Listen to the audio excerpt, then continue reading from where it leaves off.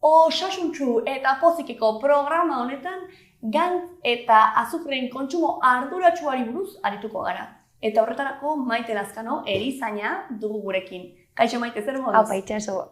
Orduan, azukrea eta gantza ez beti esaten da, ez dela oso ona, baina onak eta txarra daudela dirudi, ez? Bai. Orduan, azukreari erreparatuz, azukre findu, txuri hori ez da osasungarria, eta beti esaten digute, ez dia hartu edo beste edulkoratzaile naturalen bat hartu. Hori hala da?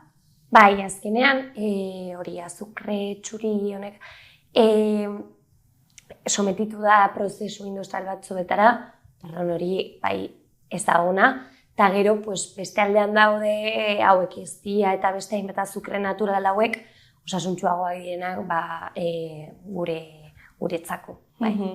Eta adibidez ez dia nola dakigu ez dia ona dela, ez? Batzutan, adibidez ni ez dakit ondoko herriko produktore edo agrikultore batzuk saltzen baldin maute ez dia eta haiei erosten baldin badiet, gutxi gora bera badakit ez, baina bestela?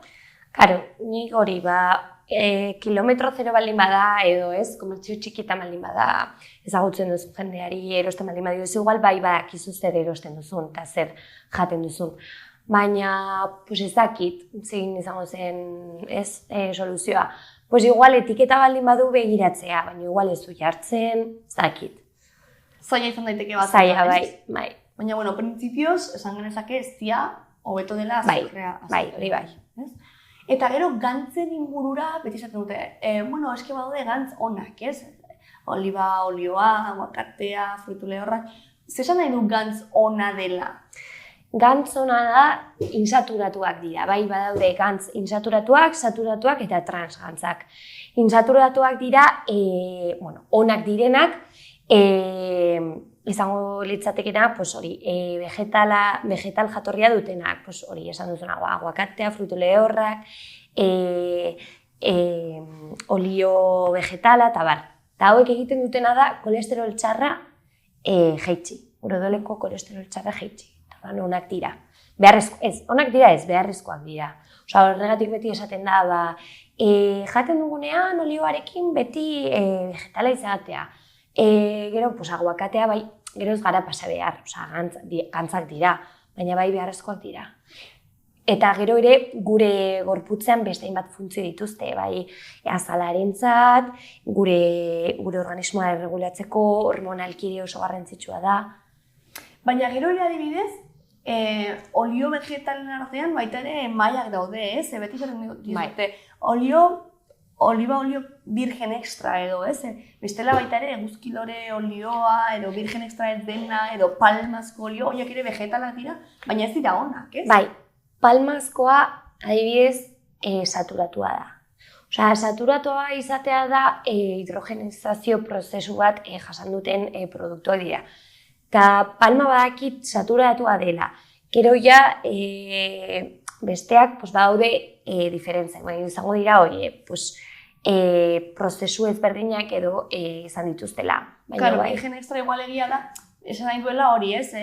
Virgen, ez duela prozesurik hartu, ez? Bai. Eta gainera kolorean ere erreparatzen da, ez? Askoz ere berdea. Ikusten da. Kolorean bai ikusten dela, bai. Eta ez dela, igual, berotze prozesu horiek. Bai, hori da. Azkenean, solidoagoak baldin badira, saturatuagoak dira, likidoagoak baldin badira, insaturatuak dira. Hori da nutrizio klase batean, igual. Ja, hobeto, ez? Baina, berez ere, ikusi behar dugu hori, ez? Printzipioz, gantz osasungarri horiek jan behar ditugula eta... Bai, beharrizkoak dira. Vale. Egunerokotasunean gainera, bai. Eta gero esan duzu, txarrenak direla transgantzak. Bai. Eta hori, zer esan nahi du transgantzak? Transgantzak sometitu dira bai hidrogenizazio prozesu bat askotara, eta izango dira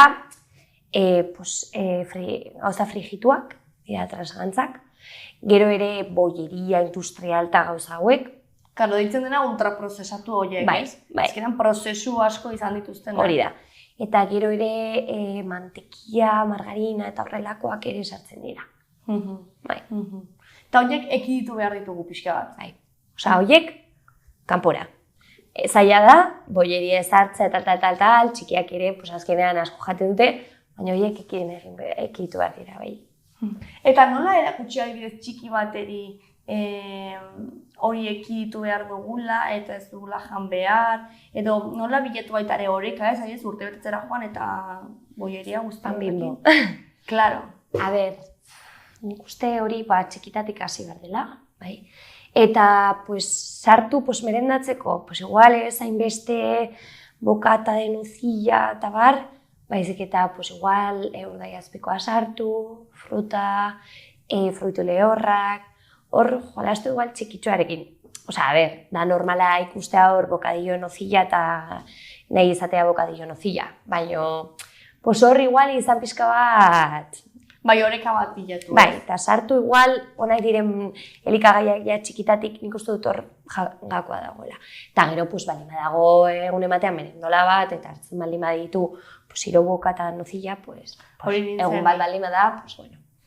Nik joaten nintzen urte betetzetara jartzen nintzen, zera etxean ez geneukan hainbeste, hor da. Claro, hori gertatzen da ere.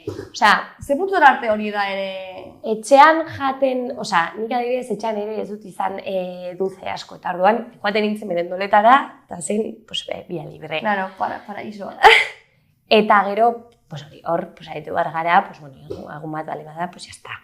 Egia da, agian igual bai txikitan horrelako antxitate eragina izan dezakeela, baina gero dutan bai, etxean erakusten baldin bezute, ero kontzientzia hori duzula, ez? Hombre, nik uste dut kontzientzia hori beti ateratzen dela, bai, izatek ja hasten gara, pues, ja heldutasun batera llegatzen, eta orduan hor, ja, kontzientzia egiten dugu, venga, ba. Hau igual, ez hainbeste. Bueno, horrekin natuko gara orduan, ez? Bai. Egunerokotasunean janbarretugula gantz on hauek, ez? Gero ultraprozesatuta transgantzak alde batera utzi. Azukre findua ez dela guretako batera ona, eta hobeto beste ezti edo beste gauza batzuekin igual ordezkatu. Eta bueno, hori gutxinaka ez, erakutsi txikiei naiz eta batzutan zaila izan. Ez? Hori da. Mila esker, Maite. Horrengor arte.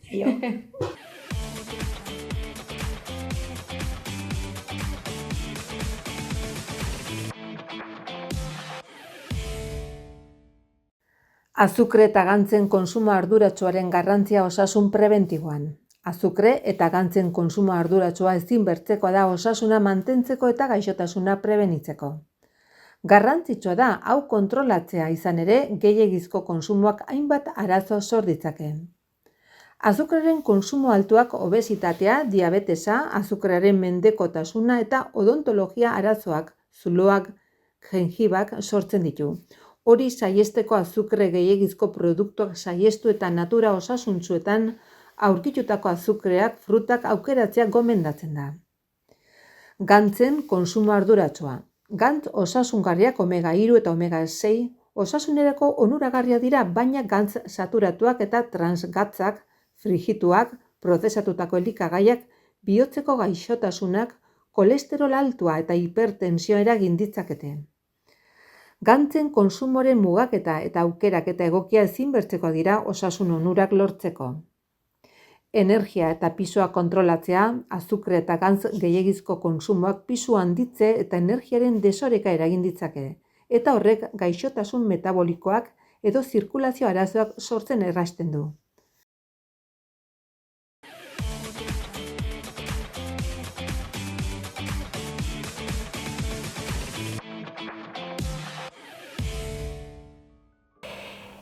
Orain, aste osorako otordu osasuntsu baten planifikazioa gaiari buruz hitz egin behar dut. Bueno, zein dira faktore garrantzitsuak otorduak planifikatzeko? Bueno, alde batetik, elikadura orekatsu bat prestatzen saiatu behar gara. Plater osasuntsuan oinarritutako otorduak egiten saiatu behar gara. Plater osasuntsuak esaten diguna da, hartzen dugunaren erdia, barazkiez eta frutaz osatu egon behar dela, laurden bat proteinaz osatuta egon behar dela, eta beste laurdena karbohidrato osasuntsuetaz osatua egon behar dela. beti ziurtatu behar dugu orduan fruta eta barazki eta proteinak eta karbohidratu osasuntsuak, eta gantzonak ere bai, olioa, frutu lehorrak eta aguakateak dituzten gantzak adibidez. Gero, alergiak edo elikadura murrizketak, alergia edo intolerantziak dituzten pertsonentzat saiatu elikagai horiek ez edukitzen eta alternatiba osasuntsuak aukeratzen, baina eta planifikatzen horren arabera plater osasuntsua. Eta gero, astean izango dudan denboraren erritmoari lotuta, antolatuko dut modu batera edo bestera. Adibidez, egun lanpetuetan, errezeta azkarrak prestatzen ditut eta aurretik prestatutakoak. Beti planifikatu eta frigoan beti saiatzen naiz edukitzen arrautze goziak, barazkiak prestatuta, taper batean sartu eta osagai bezala jateko, orain udaran litxue garbituta eduki ere bai taper batean itxita, gero etxera iristekin ensalada azkar bat prestatu alizateko. Zein elikagai saiesten saiatzen naiz aste osasuntsua egiteko? Bueno, adibidez, alde batetik elikagai ultraprozesatuak saiesten saiatzen naiz, hau da, plater prestatuak, opil industrialak, snack paketeatuak, hauek astean zehar saiatzen naiz etxean ez edukitzen. Azukre gehiagidunak, edari azukretsuak eta gosaritarako zereal finduak saiesten saiatzen naiz, eta gantz, ase eta trans guari dituzten janariak, frigituak, margarina industriala, haragiko ipetsuak eta abar saiatzen naiz etxean ez edukitzen. Eta gero, gatz gehiagidunte produktuak, kontserba jakin batzuk bezala, edo salsa industriala, ketchup bezala, ere bai, saiatzen naiz ahalik eta gutxien erabiltzen. Zein dira aurretik planifikatzearen onurak? Alde batetik elikadura orekatsu bat egiten dugu, denbora aurrezten dugu, zeren asteko erosketak modu eraginkorrago batean egiten dugu. Erosketa kontzienteagoa da, azkenean alferrikako erosketak saihesten dira eta janari xahuketa ere bai murriztu egiten da, eta estresa gutxiago astean zehar. Azken finean, zerra faldu galdera hori desagertzen da etxera iristerakoan.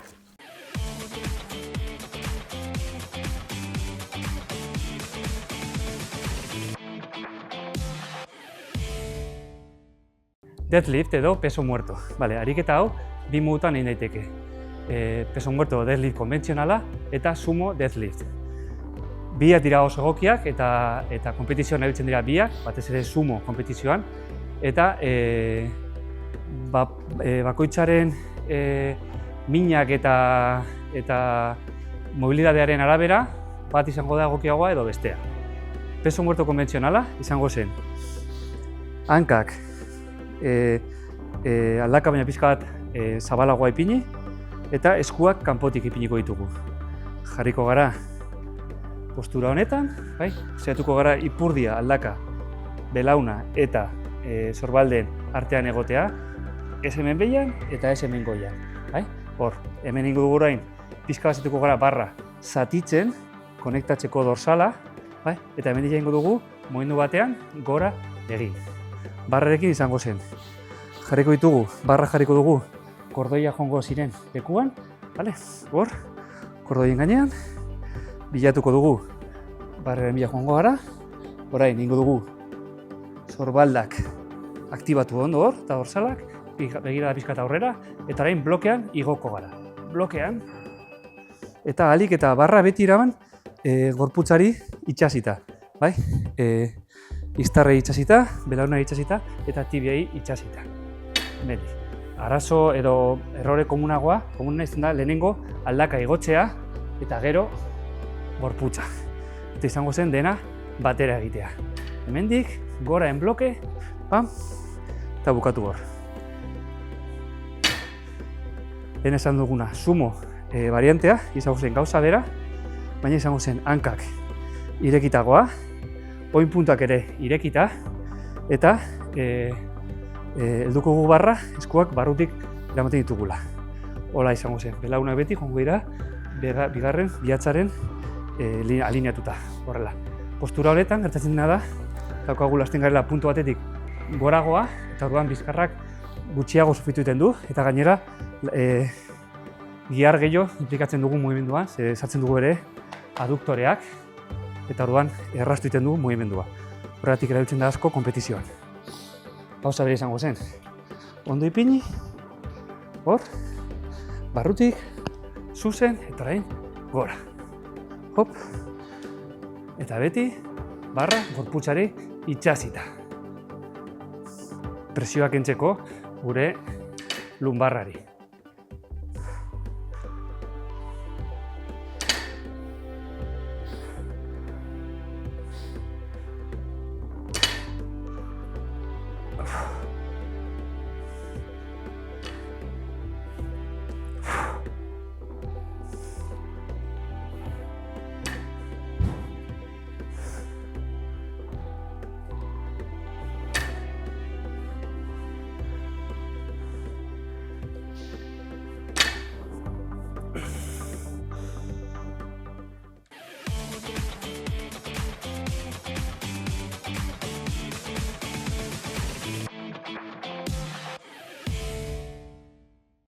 Orain trapezioa landuko dugu. Trapezioa dortsalarekin kanpoko muskuluak dira. Bizkarreko kanpoko muskuluak dira. Badaude muskulo superficialagoak eta muskulo profundoagoak. Orduan, trapezioa landuko dugu. Trapezioa landuko dugu pilota honekin. Trapezioa oksipitaletik sorbaldara eta bizkar hezurrera dator. Dortsalarekin elkartzen da. Buruz gora jarriko gara.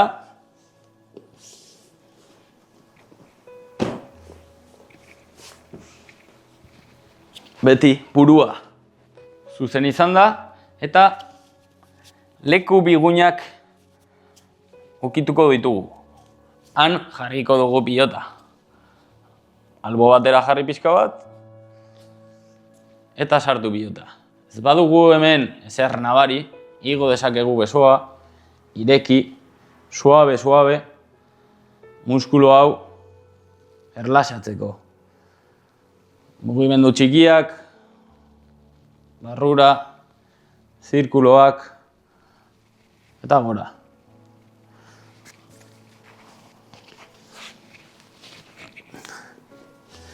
Muskulu hau erlazionatzen dugu askotan mingo mina daukagunarekin.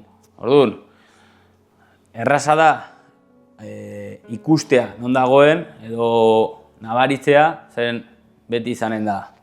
Hemen dagoen muskuloa edo muskulo bat trapezioa da. Orduan, hor jarriko dugu pilota.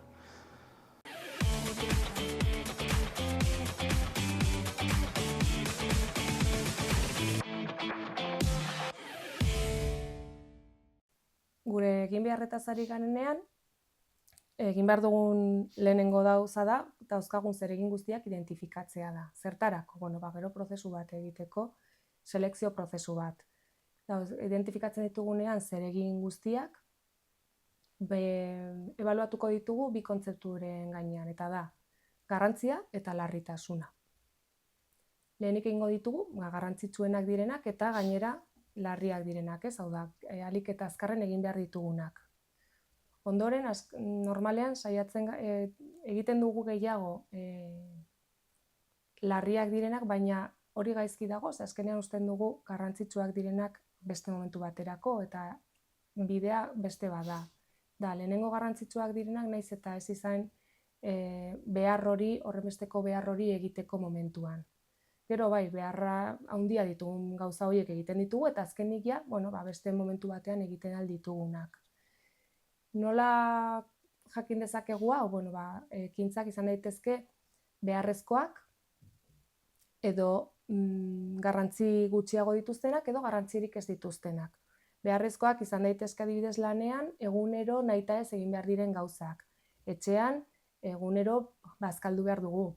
Horiek dira garrantzitsuak direnak. Zeintzuk dira horren besteko garrantzirik ez dutenak?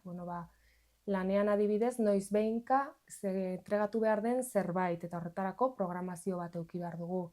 Etxean badaude gauzak, adibidez aspiradorea pasatzea, egunero egin daitekena edo ez.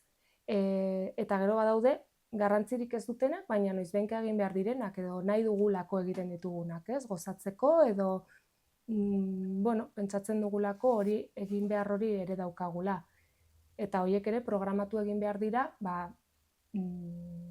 atzean eta atzean ez geratzeko, eta azkenean egin gabe ez geratzeko. Baina bai jakin behar dugula oso ongi desberdintzen zeintzuk diren egunero eta beti eta garrantzitsuak direnak, zeintzuk gutxiago eta zeintzuk egin behar diren ohitura gehiagorekin eta gutxiagorekin. Zer esan nahi du horrek? Horretarako kalkulatu behar dugula ere bai, zein den ekintza horren garrantzia, zein den horrek suposatzen duen ahalegina, zenbat denbora kostatzen zaigun hori egitea, nola programatu behar ditugun gauzak, eta horretarako askotan zerrendak egin behar ditugu, edo agendak erabili behar ditugula, bestela gainezka egiten digute askotan. Erabiltzen alditugu tresna desberdina, daude aplikazioak, daude agendak, daude lanean pizarrak, etxean ere bai, lanak banatu, bai? Lanak banatu etxean, lanak banatu lanean, delegatzea askotan kostatu egiten zaiguna, ez dakigu askotan denbora aurrezteagatik edo errazago egiteagatik, askotan ardura asko hartzen ditugu, eta gero gainezka egiten dugu, eta ezin dugu guztiarekin. Eta, oso importantea da, dauzkagun ekintza horiek guztiak eta zerrendatuta dauzkagunean egokitzen jakitea, hau da. Momentu honetan pentsatu dut horrela eta horrela egin behar dudala, baina zerbait suertatu da eta izan behar dugu malgutasun hori, ez? Gaitasun hori berriro dena egokitzeko eta berriro antolatzeko. Eta batez ere oso ekintza importanteak ditugunean edo oso zeregin importanteak direnak lanean edo etxean eta saiatu behar gara distrakzioetatik ateratzen, kontzentratuta egoteko eta bakarrik horretan egoteko. Adibidez, baldin bagaude gauza bat egiten eta telefonoa hor daukagu, edo ikasten ari baldin bagara eta aldi berean etxeko lanak egiten, labadora jartzen, pendiente egoten eta bar, eguneroko bizitzan dauzkagu gauza pila, eta geroz eta zeregin horiek isolatuago egin, hobeto, banan egin, hobeto.